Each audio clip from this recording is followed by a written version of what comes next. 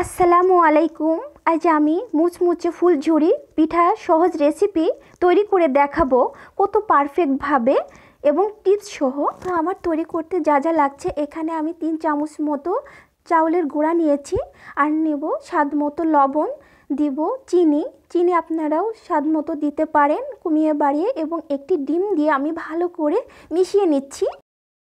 ভালো করে মেশাতে হবে। আর এখানে আমি গরম পানি অ্যাড করেছি, হালকা কুসুম গরম পানি দিয়ে আমি ভালো করে মিশিয়ে নিচ্ছি এই ব্যাটারটা। আর দেখাচ্ছি ঘনত্ব এমন হবে।